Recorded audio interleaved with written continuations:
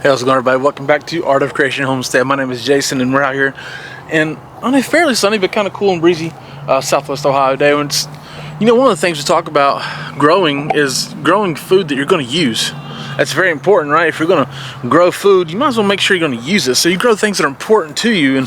And today we're going to plant one of the things that, in my opinion, my personal opinion now, is one of the most important vegetables to grow for the normal home cook. We have the cinder block bed over here, and it needs some work. First of all, here's the garlic that we're growing that has all this chickweed in it. If you've seen our video about chickens eating weeds, this is super important here.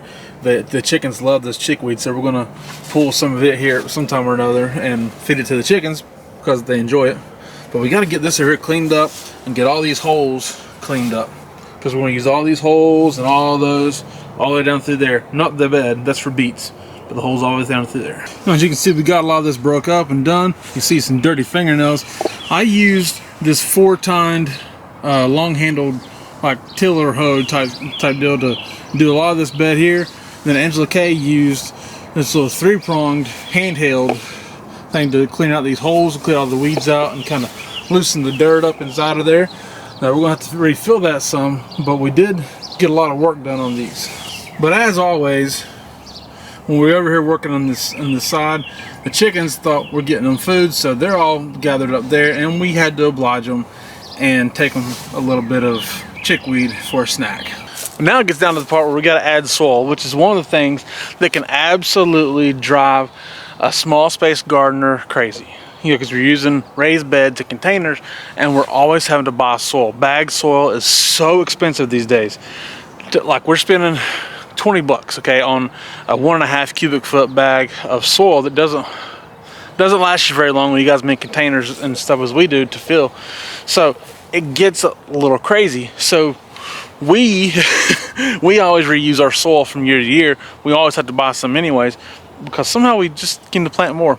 But this is what we do in order to keep our soil. It really helps keep our costs down by piling it up here. Now there's a lot here, and what we do normally is we'll take some bedding out of our chicken coop and put at the bottom of this, and we're going to just start covering that bedding, or composting that bedding first of all, but then start covering it at the end of the year with soil that we've already used out of some of these bags.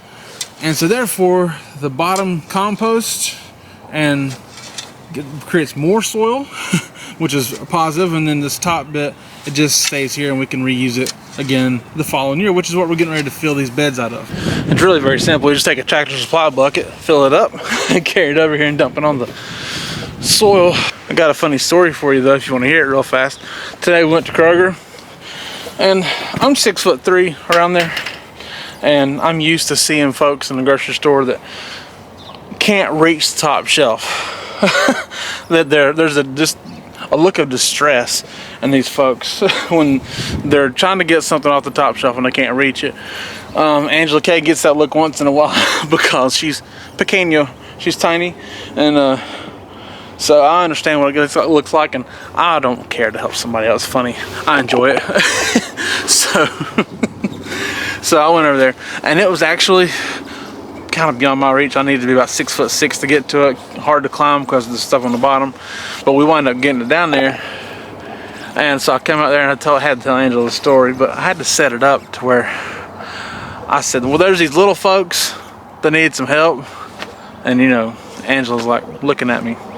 And so honestly, really truly, whatever I can do to harass my wife in a fun way, I'll do it, because it's really a good laugh, because she laughs too, because I'll take the harassment as well. It's no big deal. That's what makes a marriage work, right? We've been a joke with each other. But so she said, when you say little, you mean, what do you mean? She just, I'm like, okay. I start laughing. I started making myself cry. Maybe you had to be there, but I enjoyed it. All right, so now we got all the dirt put in or soil. Sorry if some of y'all a little picky about it.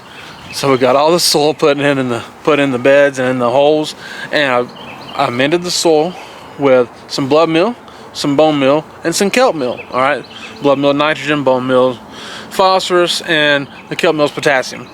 So I did that and mixed it all in really well. And now we've got our onion slips. That's all right. Onions are what we're planting today. These are Red Zeppelin. onions. They're onion slips. Okay, they're plants. So this is what you're going to get if you plant a seed and grow it from there. Okay, you can buy slips, which is a started plant essentially, or you can buy bulbs. You know, sets is what they call them. So you can do either on a lot of onions, and we just happened to order these. These came from Gurney's. We got two off. I think we got 2 bundles. So it's like, I said, 55 to 75 per bundle. So we got at least 100 onions we're planting. We're hoping more like 125 or so, because they don't always all turn out, just to be honest with you. We're doing our best to make sure they do. Here's these onions. Now, what we've done is when they came in the mail, they came in the mail from Gurneys.com. Angela Kay went and took them, and they're real dry. Honestly, they're real dry and kind of just lifeless, dormant looking. She took them, put them in 2 cups of water. We have some footage there of that, and barely the little roots of them barely touching water. So livened them up, started the plants growing, and got them out of their dormancy essentially. And now they're ready to plant. And they're really super easy to plant. You just take one, pop it straight down in there, and don't plant them too deep. Okay, I'm bad for that. This is one of my biggest problems I have, is planting them too deep. Don't plant them too deep. It's okay if the top of the onion surfaces. Now, real fast before we continue planting these, again, these are red Zeppelin onions. The onions are going to have short day, intermediate day, and long day onions. These are long day onions, so they need at least 14 hours of sunlight to start creating the bulb. Okay, so short day onions are 10 to 12, intermediates 12 to 14, you know, long days 14 to 16. So in about 90 days, okay, about 90 days or so, we're gonna have some onions. That's the deal with them. So be careful what you're buying. Make sure you know what you're buying, what's best for your area and for the time of year you want to plant them, because onions can handle cool weather, hot weather, wouldn't matter. You just need to make sure that the onions you're planting are right for that time of year. So we're going to keep planting. We're going to put 1 onion inside of each of the holes, these center blocks as well. Angela Kay's already working on that, just popping them right in. You're going to want to make sure they're watered really well so they can take root, and honestly, enjoy your onions. So thank you guys so much for watching. I do appreciate it. My name is Jason. This is Art of Creation Homestead. We love y'all. God bless you and goodbye.